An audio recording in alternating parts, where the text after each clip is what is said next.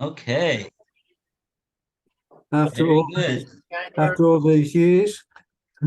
Rabbi Levitt, Pele Yoetz. Okay. Well, we are up to Kriya Shema. Shema. Okay. Kriya Shema on page 269. The reading of Shema. Roy, would you like to start the reading for us? Thank you. The reading of Shema is a very important mitzvah because it contains the acceptance of the yoke of heaven and the yoke of mitzvot. Everything depends upon the intent of the heart. If a person did not focus his heart during the recitation of at least the first verse, he has not discharged his obligation. A person needs to intend that he is accepting God as his master and leader, that he believes that God is one and unique, one in the heavens, the earth, and the four directions of space, and that he is prepared to sacrifice his life, that's a person, is prepared to sacrifice his life for the sake of the sanctification of God's name. It is a pity that we find people who do not have even this intention. As such, they die without ever having fulfilled the mitzvah of reading the Shema. A person who hears this must take it to heart and have this minimal intent from now on. If he repents, he will be healed. The optimal thing is to have proper intention for the entire reading of the Shema, because preferably one requires proper concentration for the entire recitation. Okay, wow.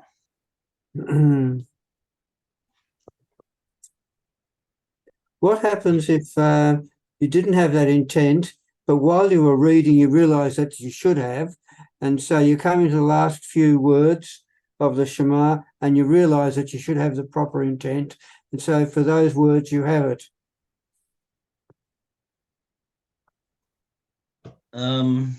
What do you think would apply then? If I were you, I would go back and say the words of Shema with the right intent. Repeat it. You're saying? Yeah. Yeah. Okay. Well, at least the first two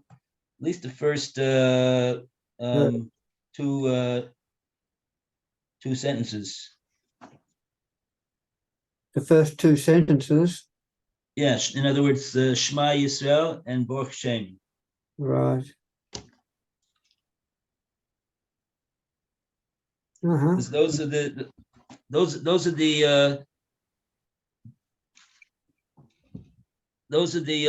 that's the bottom line halacha that you could be yotzi with that. I mean, ideally, like he says, to fulfill all the opinions, you have to say all three parts. But the main thing, we could look it up. I believe what he's talking about when he says, in other words, it's like this. It's like this. To fulfill the mitzvah of Kriya Shema, so you need to have kavanah. And he's telling you what the kavanah is. The kavanah is that not only that you understand the words that you're saying, but that you are actually accepting upon yourself Hashem's malchus, right? So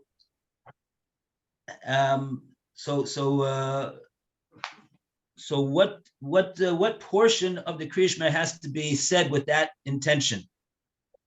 So the bottom line is if you say Shema Yisrael and Baruch Shem with that intention, so you fulfilled the mitzvah. Ideally, though, you should have that intention all the way through, and at least for the first paragraph, and according to some, the second paragraph as well. The third paragraph is bottom line is, as far as the mitzvah of Krishma itself is not likuva, but there are some that hold it all three, like he says over here, all three. But in other words, in the situation that you're talking about, that you got to the end and you realize you didn't have the kavanah, so the main thing is that you want to do at this point is to be yotzi the mitzvah, fulfill the mitzvah, and so therefore, in order to do that, you should say Shema Yisrael and Baruch Shem with the kavanah that you're accepting Hashem as the Melech. And what does it mean to accept Hashem as the Melech? Okay, well let's let the Pele Yoetz talk. Let him talk. Okay, there's yeah. In Australia, in the shul I went to, Rabbi Kohn, I think you met him, haven't you? Yeah. Rabbi Kohn, he introduced saying in chakras, saying the Shema, and I think in Mariv, anyway, in chakras, the whole kahila to say Shema together. Out loud. Wow. That was powerful. Big pardon? Powerful, yeah. Yeah, that was a something in one of the Meforshim, I've forgotten who,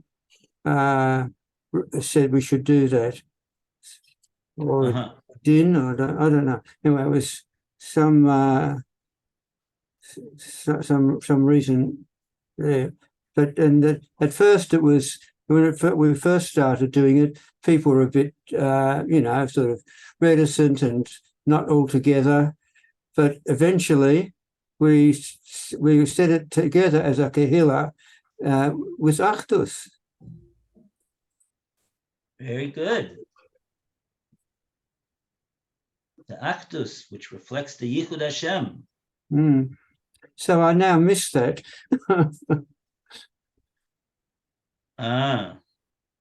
Well, I mean, isn't it?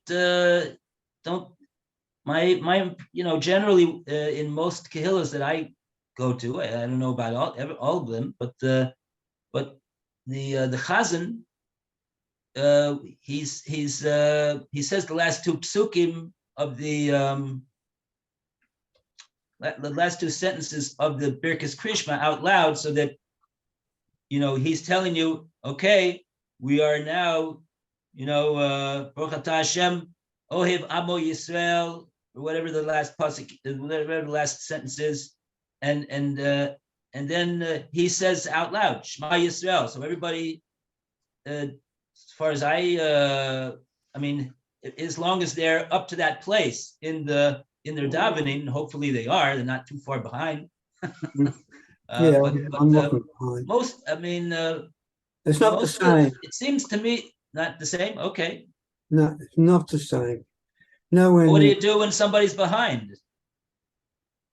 Because when we're doing it all together, nobody's behind. Everybody is together.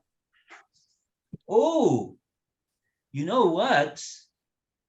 The truth of the matter is, I haven't seen it in a long time. I think the truth of the matter is that, and maybe this is something that we should look up. But even if a person is not holding in that place where he's going to say Shema right now, together with most of the other people who are also in the right place, they're together with the Chazan and they're saying Shema all together. Even if a person is not there, okay, he should cover his eyes and he should say Shema. The whole lot with everybody. I believe so. I believe I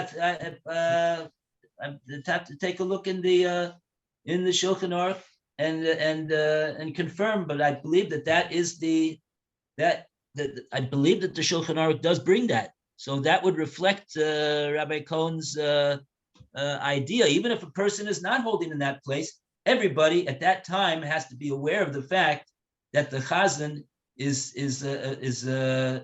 saying Shema, and everybody else, whoever is there, whether they're holding with him, whether they're behind him, they're going to also say Shema, at least the first pasuk.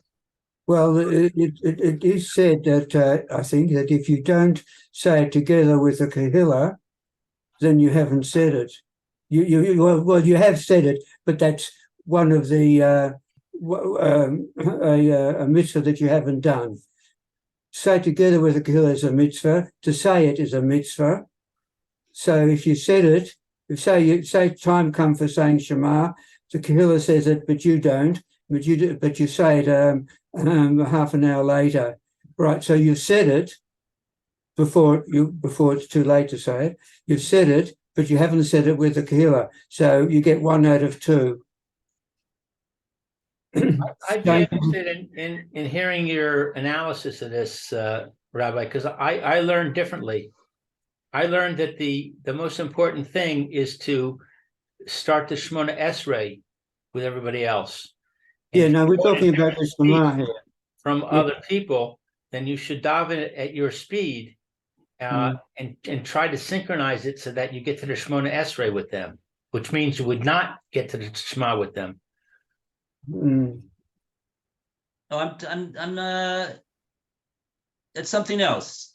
That's something else that you're talking about. I'm not talking about getting to being able to start together the Shemona Esrei with everybody else. I'm talking about wherever a person is holding, and we should, since I'm saying this already for the third time, maybe we should look it up in the Shulchan Aruch and make sure that in fact is the halach. I believe it is so, but you'll see it with your own eyes, so you'll see what I'm saying. Maybe let's just look it up. Let's look it up right now. See, Bezos Hashem will have Siyata D'Shmaya will find the place, because the Shema actually has many. Not just one siman in the Shulchan Aruch. Let's take a look.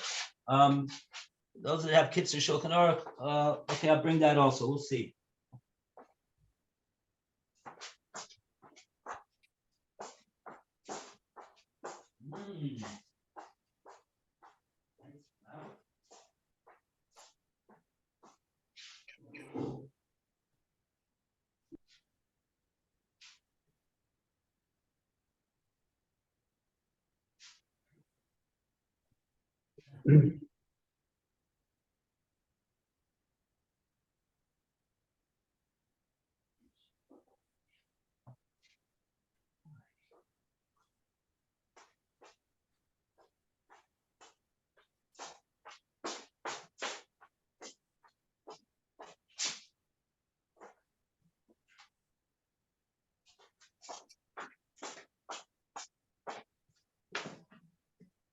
To Shema 51, page 51,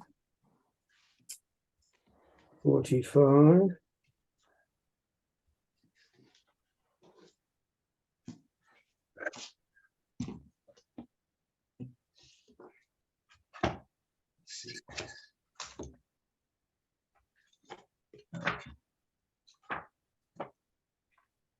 Okay.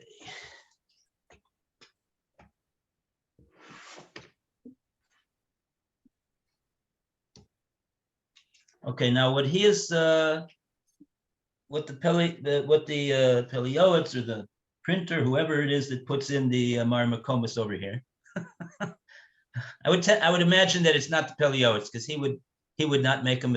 He wouldn't tell you the wrong simon, Oh, yeah. the wrong daf number. But Oh, yes. no, he would make sure that it's right. But anyway,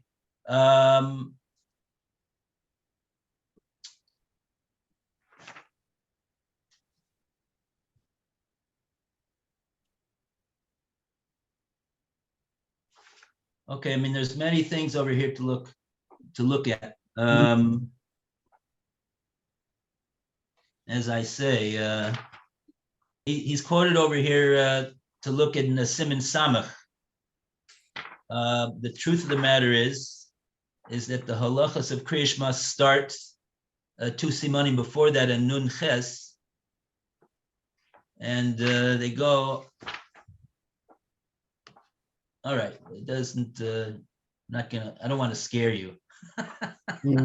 So, It goes all the way to to ayin. It's oh wow, we're still in Hilchas Kriyishma over here. Wow, look at this. Hilchas Kriyishma. Hilchas Kriyishma. Peches. In other words, from Siman 58 until Siman 88, you have 30 simonim, all about the mitzvah of Kriyishma. I don't think in the whole Shulchan Aruch that you have 30 simonim on a mitzvah. Yeah.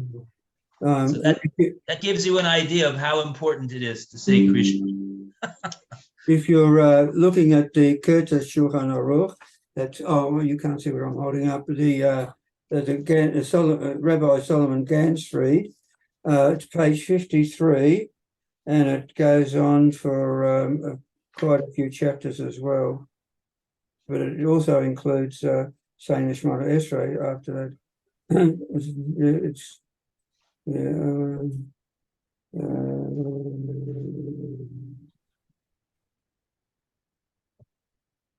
Oh, okay. Yeah, I see. I'm looking in the Kitzur right now.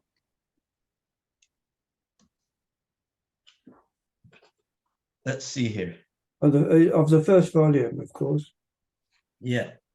I got it already. Hilchas Kriyishma, Yud Zayin.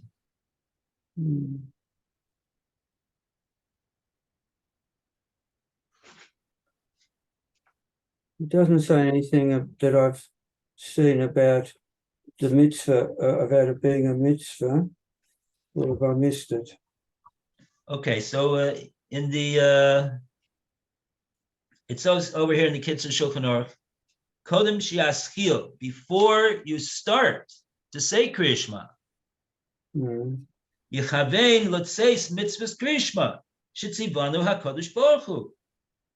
You should have in mind that you are now about to fulfill your intention in saying these words is to fulfill the mitzvah, Minat Torah, mitzvah deraisa, of saying Kriyishma that Hashem commanded. That's I want to point out, this is a kavanah that we do when we do all mitzvahs, every mitzvah. The person has to have in mind l'chatchila that what he's right now doing, whether he's saying something, whether he's doing something, an action, he has in mind that he's doing this in order to fulfill the mitzvah that HaKadosh Baruch Hu gave to Klal Yisrael. Like we said a couple months ago, and I sent Roy that little piece of that little paper that says that Hareini Makabel Alai, I'm now about to accept upon myself the mitzvah of putting on Tefillin, putting on tzitzis. Okay, so that's a kavanah for all mitzvahs. It's kavanah for all mitzvahs that should be done. And according to many poskim, it must be done. Okay. Now, after that, he says, "Uba'amro Shema Yisrael," and now that's before you say Shema Yisrael. Now you're not going to speak it out that I'm going to do this, because you're right in the middle of the Birkas Kriyishma, so you can't interrupt from the Birkas Kriyishma to say these words. I'm about to I want to fulfill the mitzvahs aseh b'deraisa of saying Kriyishma. No, but you have in mind that you're going to do that mentally. And at the time that you're saying Kriyishma, v'omru Shema Yisrael, Yechaven es perush. You pay attention and have in mind what do the words that you are saying mean? And here is what the Kitzer says that they mean. Shema Yisrael, Ki Hashem Shehu Elokeinu, Hu Hashem Echad, Yachid Umiyuchad B'Shamayim V'Oretz. Okay, that's what he says over here. That your intention is that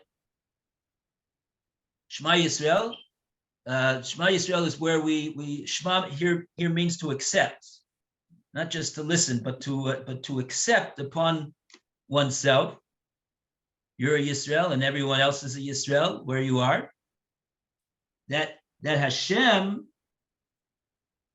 who is our God, and He's our master, He's our Melech, and He's the one who has all the control, all the kochos that there are. That's what it means, Elokeinu, Bala kochos kulam. Hu Hashem Echad. He is Echad, Yochid Umiyuchad, B'Shamayim Bo'aretz. He is one, completely unique in his oneness, in the heavens and in the earth. Now, what does this mean, that Hashem is one? What does that mean? Well, there's many different meanings. The Nefesh HaChaim spoke about it. We tried to understand what the Nefesh HaChaim has said, but the bottom line that Lamaisa is that what it means is in terms of Hashem's hashkacha, in terms of him being the Balamaisim, that he is the one who is turning the events and what happens, and everything that happens to us is Mina Shamayim. And there's no other power, there's no other force that controls what it is that happens. Meaning, there's no such thing as Teva. Everything is because Hashem decrees that this is the way it's going to be. It may look to us like there's cause and effect. It may look to us like there's natural cause and effect.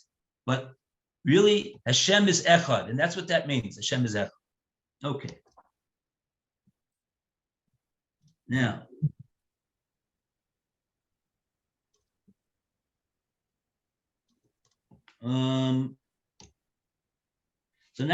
so now we had this other halacha.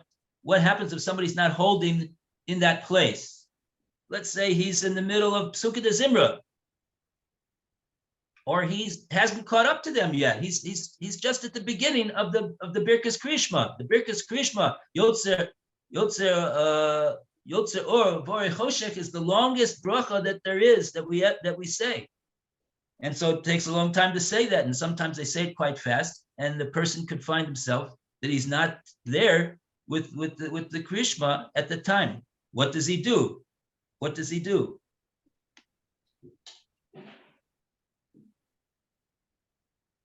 I'm looking for that halakha to see where it.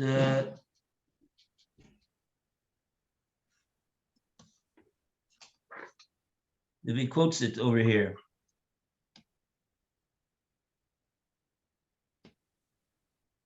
Here we are. It's the last oath in this siman in the Kitzur Shulchan Aruch. Roy, if you have your Kitzur Shulchan Aruch, I'm reading from section 17. Section 17, which is entitled the laws of Krishma, and this is subsection 10. Okay. It says over here, Kora Krishma, persons already said Krishma. V'niknas lebeis hakneses, and he goes into the shul for whatever reason. We're not getting into that. Umatzah tzibor shekorin Krishma. And he finds that the tzibor is right in the middle of saying Krishma. So you see over there that's generally the picture of how Krishma is said. That the tzibor, the congregation, as a unit is saying Kriya Shema. That's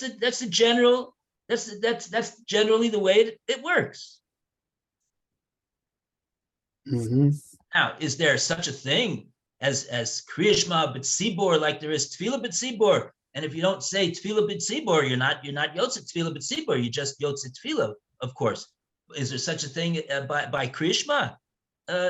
Not exactly the same thing. It's not like Shmona Esrei that whole idea of Shmona Esrei Tefillah b'tzibor is only when you're actually starting together with the tzibor.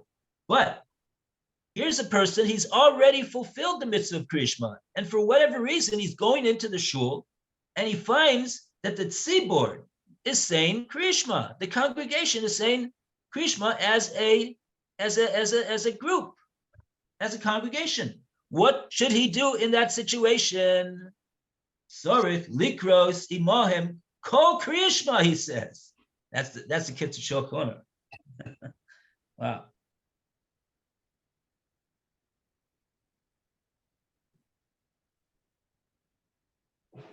The Shulchan Aruch himself says it's a good thing to say the whole Kriya Shema together with them. Aval einu chayev rak b'pasuk echad. The Ramah says that a person in such a situation, he's only obligated to say the first pasuk together with the congregation who is saying the Kriya Shema as a congregation. Okay, and also the second pasuk of Baruch Shem. V'das hagra v'biuro shetzorik likros imohim kol Kriya Shema. Wow. So the Vilna Gaon says that at that time, you just hit the jackpot. You just happened to walk in exactly at the time that everybody's saying Kriya Shema. So the Vilna Gaon says you got to say the whole Kriya Shema together with them. Amnam, Psuke de Zimra, Nira the Ein Lahachmir Yoter Mi Pasuk Rishon. If a person would be in the middle of Birkas, not Birkas Kriya Shema, but Psuke de Zimra. Psuke de Zimra, he should say just the first pasuk of Kriya Shema. But he should say it. He should interrupt his Psuke de Zimra and say the first pasuk of Kriya Shema. So here you see that this idea that I was saying, that no matter where a person is holding, even somebody already davened, he already said Kriya Shema. If the congregation is now saying Kriya Shema as a unit, the halacha is that he should say Kriya Shema, at least that one pasuk together with them.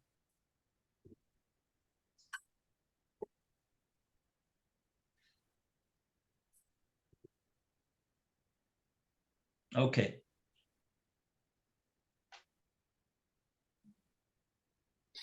Right.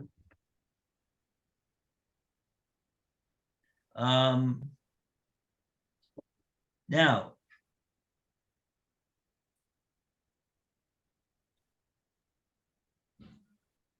and listen to what the Kitzur Shulchan Aruch says. If you'll ask the question, why do you need to do that? Right? This guy, he's already fulfilled the mitzvah of Kriya Shema. Why does he need to say it again? Or somebody who's in the middle of Psuke de Zimra. Why does he need to say it over here? This is not the place where he's going to fulfill the mitzvah of Kriya Shema. So what is the reason why he's saying it over here? Why is everybody got to say it over here? If the congregation is saying right now Kriya Shema, why does everybody else who's not holding there also have to say Kriya Shema? Says the Kitzur Shulchan Aruch, Shalo yira ki'ilu eino rotze lekabel ol malchus shamayim im chavero. It should not appear that this individual, if he should not put his hand over his face and say Kriya Shema, it should not appear that he does not want to to accept upon himself the yoke of the kingdom of heaven. O Malchus Shemayim, im chaverov, with his friends who are all doing this. And he adds, v'kabel skar kakore b'Torah. And if he does so, he will get tremendous scar, as though he is kore b'Torah, as though he is saying words of Torah, which of course the Shema Yisrael is part of the words of Torah. It's a pasuk in Chumash.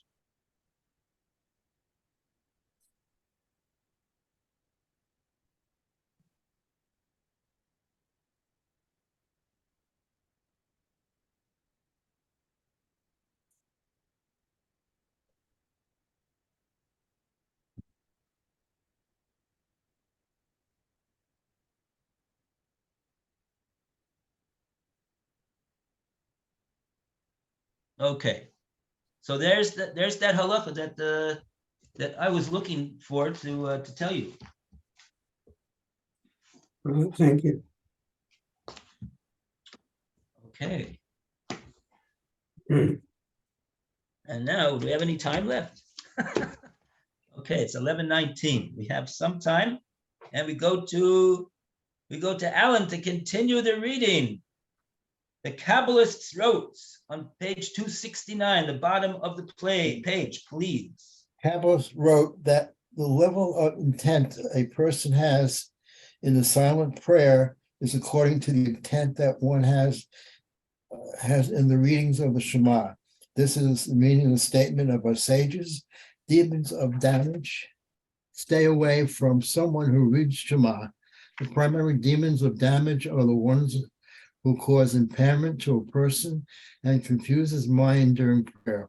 When a person reads Shema properly, these demons stay away from him. Wow. What is this? The Kabbalists wrote.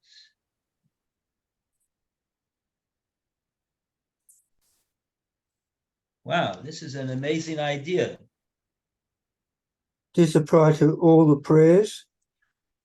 If you do it with the Shema, then all subsequent prayers are included in this protection.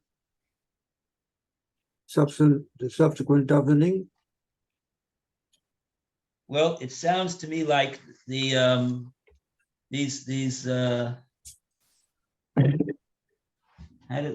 these demons of damage, whoever they are, it sounds like their main goal is to confound a person's intention when he's in the middle of Shmon Esrei. So to that end, the Kabbalists wrote that that in order to prevent these demons of damage from bothering a person's Shmon Esrei, that he can't concentrate properly, that his mind starts wandering and thinking about other things, which is, as we know, not uncommon. Why is that? How long do you say Shmon Esrei? 5 minutes, 7 minutes, 8 minutes. You can't focus for 8 minutes. You know, when you think about it, it's kind of weird. I mean, I don't know what the professional researchers say. What's the attention span of a person? But I would assume that it's just an average person, you know, watching television. You know, he can keep his mind, focused for a certain period of time. So we should be able to do so for Shmon Esrei. It sort of answers a question: why is it that we can't do it? and they're saying that yes, it's because you have these beings who are confusing and impairing a person's kavanah. And the eitzah is, what is the eitzah? The eitzah is to have true kavanah for Kriya Shema. A person has true kavanah for Kriya Shema. This is such a great merit that it keeps away these demons from bothering him during Shemona Esrei. Wow. At least to the extent that it's right, as much intention that he has during Kriya Shema, so that will be the amount of protection that he has when he's saying Shemona Esrei. Okay. Okay, the next paragraph. A round of applause for page 269. Very good. Now we go to page 270, and we go to Lu to start the statement of Maran. Maran ruled in the Shulchan Aruch, a person should read Shema with fear, trepidation, trembling, and shaking. How can one come to this state of being? A person needs to imagine as if he is standing before the exalted, lofty, awesome, and fearful King, a glorious King, the Holy One, blessed is He, and says to him, and you shall love the Lord, your God, etc., until the end of Shema. By doing this, his heart will be filled with the love of Hashem. Actually, to vanity, wait a second, I lost my place. When he thinks, what are we? What is the value of our lives? A man is compared to vanity, yet our Maker has chosen us. Whom did the King of the universe pursue and want that he should love him? Is there any greater good or virtue than this?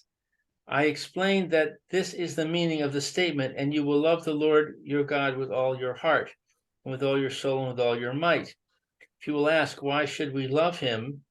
What favor has he done for us?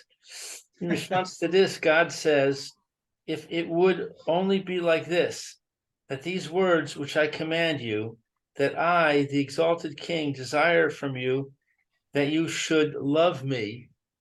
When you put this thought upon your heart, it is enough of a reason, for there is no greater good than this. Similarly, when God says, guard yourselves lest your heart tempt you, a person should imagine, tremble, and faint.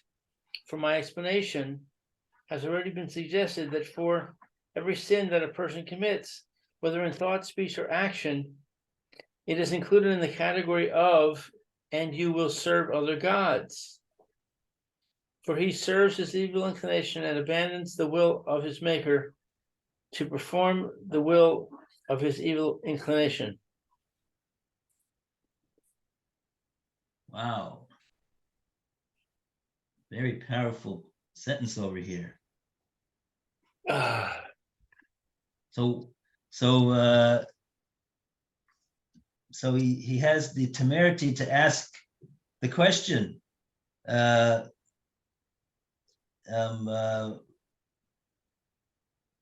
If you will ask the question, like Tosaf says, Im Tomar, if you will ask the question, why should we love Hashem?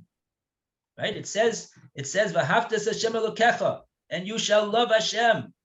And so if somebody's going to ask, well, why should we do that? What's maybe he's tongue in cheek over here. What's he done for us? Oh, he hasn't done too much for us, right? So why do we have to love him? So he has got another answer. That's what I thought he was going to say, because look what all he's done for you. But he doesn't say that. What does he say? It's very interesting what he says. In response to this, Hashem says, if it would only be this, that these words which I command you, and then they don't say the rest of the sentence. What's the rest of the sentence? v'hayayim shemot im tishmu es mitzvosai, that I, Hashem, the exalted King, that's what I want. You asked me, why should we love you, Hashem? Hashem says, because I desire your love. So the Pele Yoetz goes wild over here.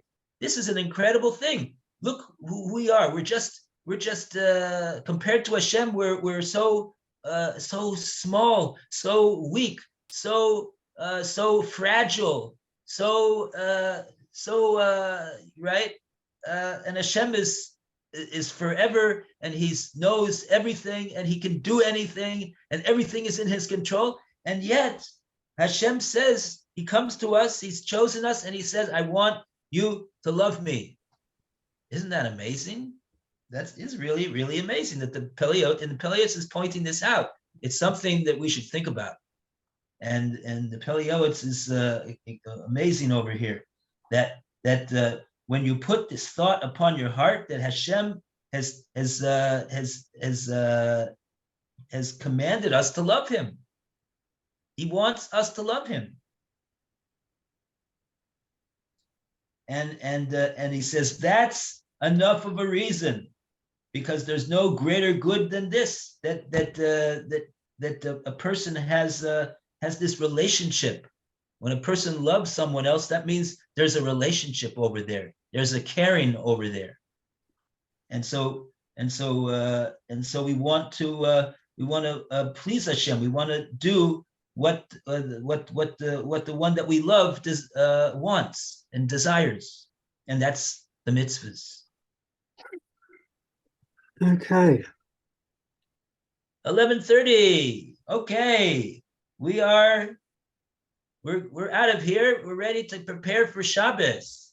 Well, I hope my wife didn't hear that. Okay. Anyway, yes, that's what I'm going to do now. All right.